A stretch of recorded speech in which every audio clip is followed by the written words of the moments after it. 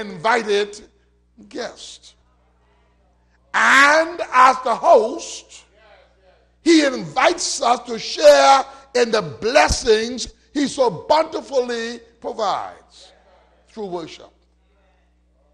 Watch this now. Not everyone who is invited will appreciate the invitation.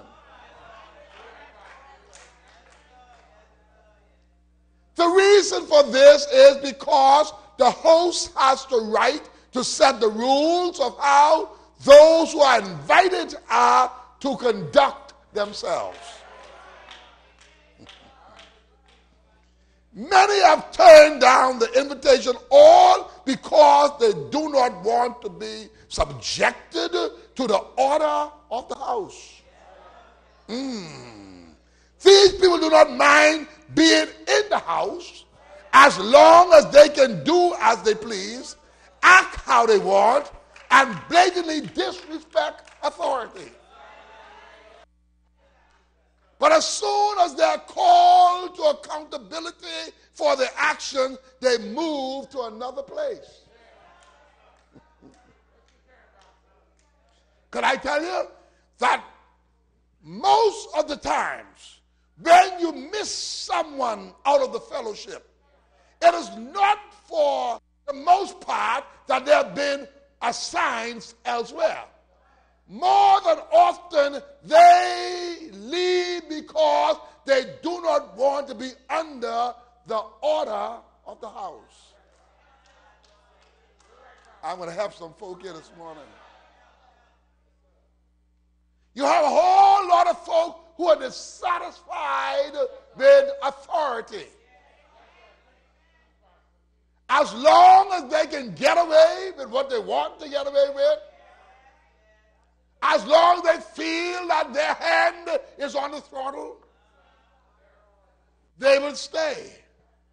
But as soon as things don't go the way they like it, the enemy then sneaks up in their minds and tell them you are assigned elsewhere.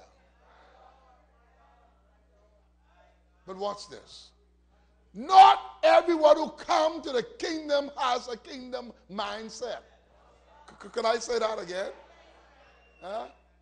Not everyone who comes to the kingdom have a kingdom mindset. Some only take the invitation so they can see what the kingdom looks like and what the kingdom has to offer.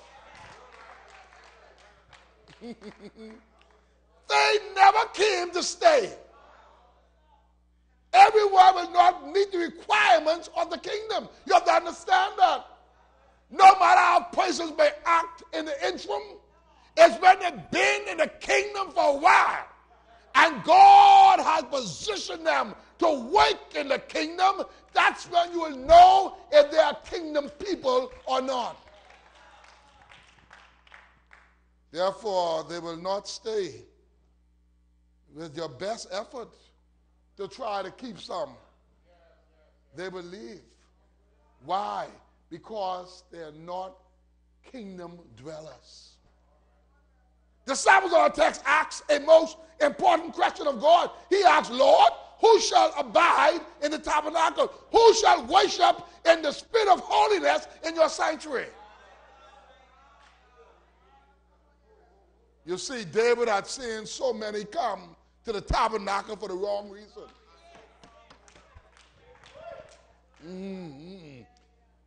He had seen some come just to show who I am. And you better be happy that I'm here. Then you have some who come to the kingdom. They come to believe that God only speaks to them.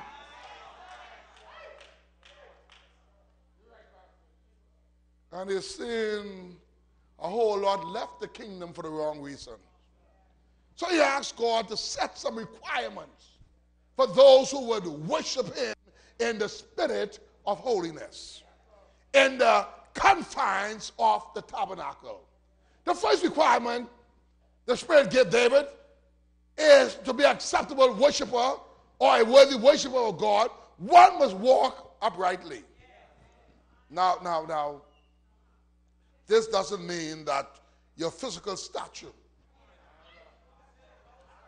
is upright.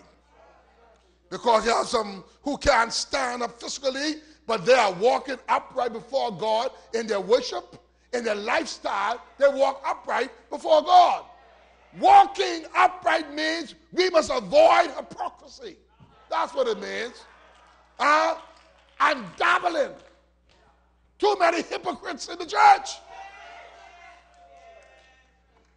You have a whole lot of folk in the church for the wrong reasons.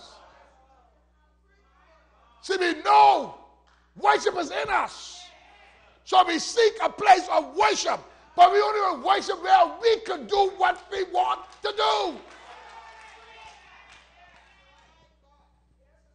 As soon as it can't do how you want, well, child, I ain't feeling nothing up in there no more. Well, the church is not where you